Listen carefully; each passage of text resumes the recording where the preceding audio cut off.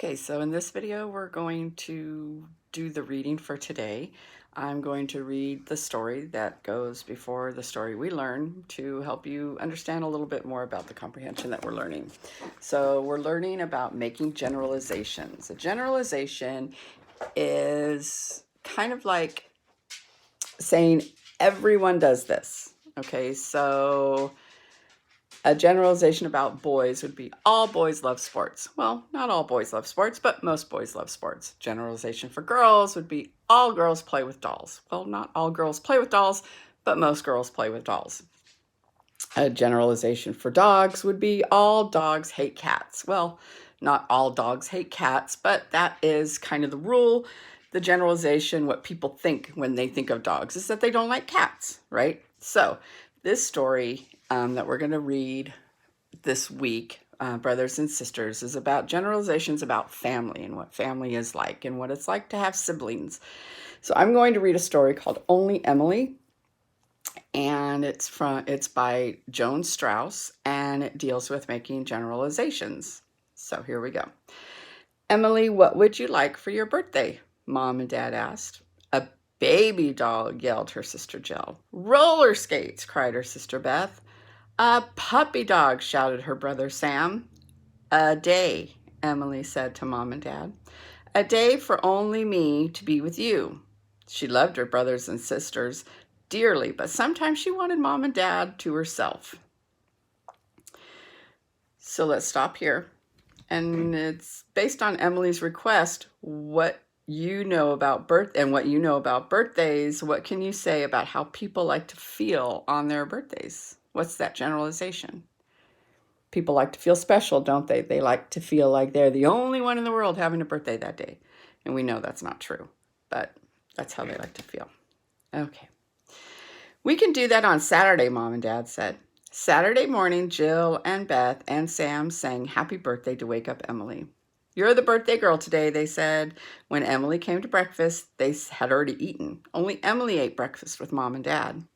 After breakfast, Dad took Emily for a walk in the woods. They looked for the new flowers coming up through the last year's leaves.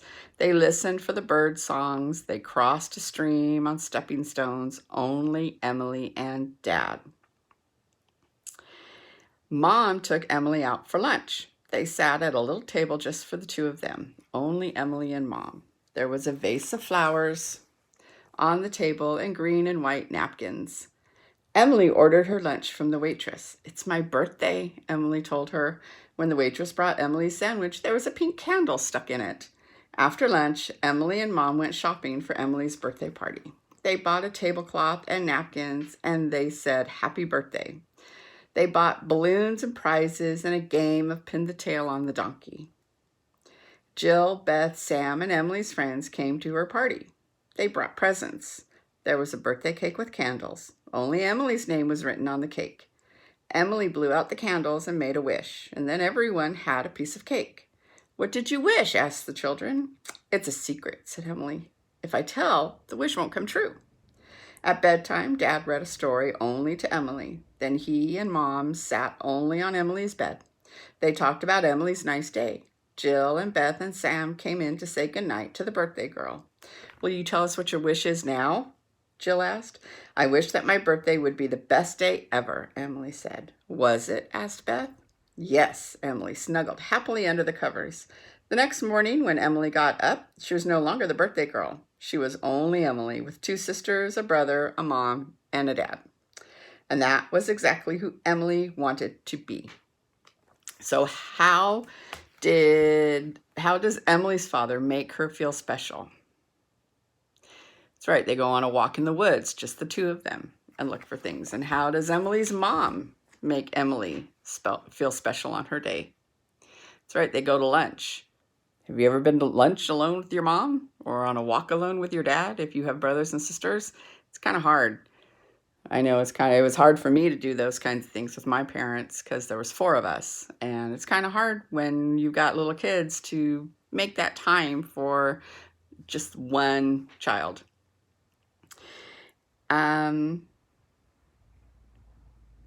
Why does Emily say that her wish for the best birthday ever came true? because she got what she wanted. She had just mom and dad just for one day, just to herself.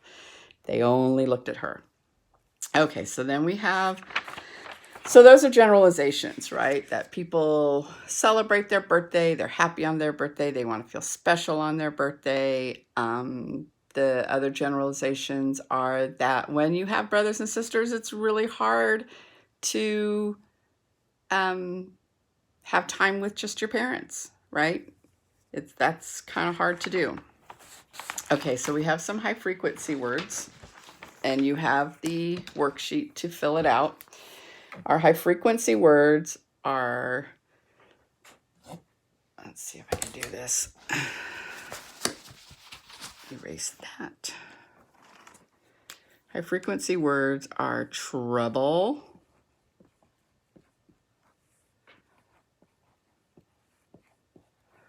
uncle,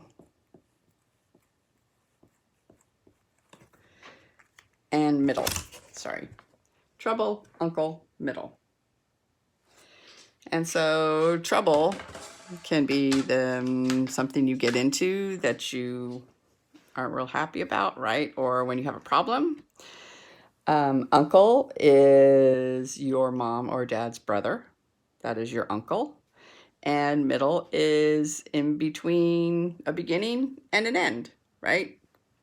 Remember when we write a story, beginning, middle, end. So if you're the middle child, you have an older brother or sister and a younger brother or sister.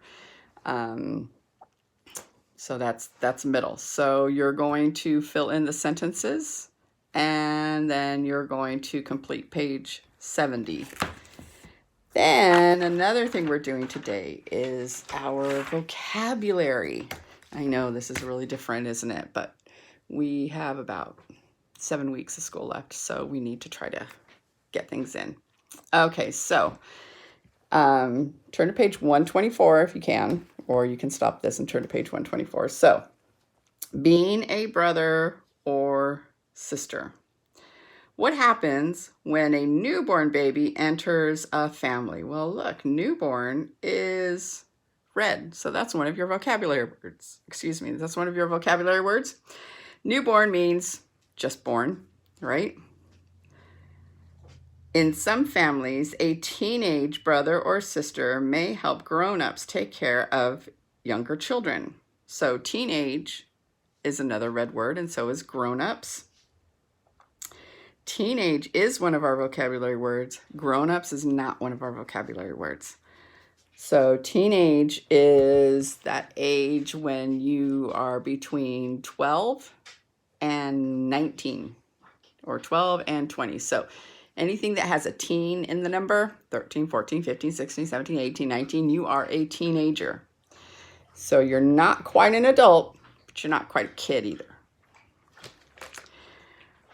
An older brother or sister can distract a baby so that family members can take care of other responsibilities. So distract is a red word, and that is one of our vocabulary words. Distract means to take your attention away from something else. So when your parents are cooking dinner and they need help with a younger brother or sister, so that the younger brother or sister doesn't go into the kitchen and bother your parents, you distract them by playing with them or reading them a book. So distract means to take their attention away. Twins are twice the work and twice as much fun. So twins is a red word, and it is one of our vocabulary words. But when you look up twin, because twins is, when you look it up, it'll say plural for twin. So look up twin. So twin is two babies that were born to the same parents at the same time. Now, of course, they're not born right at the same time. There could be minutes apart. There could be a half hour apart. There could be an hour apart, depending on, what's going on with mom. So, or what's going on during or at the birth. So there are twins that are born on separate days. So let's say a twin is born at 11:50 p.m. One twin is born 10 minutes before midnight on April 1st, And another twin is born at 12:05 a.m. April 2nd. They have actually have separate birthdays, but they are still twins. Sometimes a younger sister or brother can seem like a pest. But remember, you were a baby once too. And sometimes you can seem like a pest too if you have an older brother or sister. So a pest, that's another red word, which is another vocabulary word. So a pest is something that is annoying. So whenever I think of a pest, all I can think of is like a fly or ants. They're annoying, and there's really no use for a fly. I just don't know why God put flies on the earth, because ants build communities and things. Flies just, I don't know. And they just really bother me. So if you have index cards, you're going to write each word on an index card and then just look in the back of your book in your glossary and write the definition down. If you don't have index cards, use a piece of paper. You can write it like this.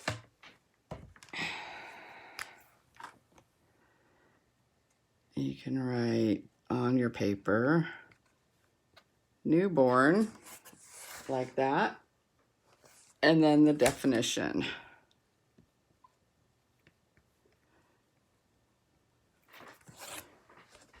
Just born. Okay? So we are not doing vocabulary packets this week. And once you're done writing your vocabulary words and their meanings, then you will go on to do page 71 in your practice book. And that's it. That's all for reading. Have a good day.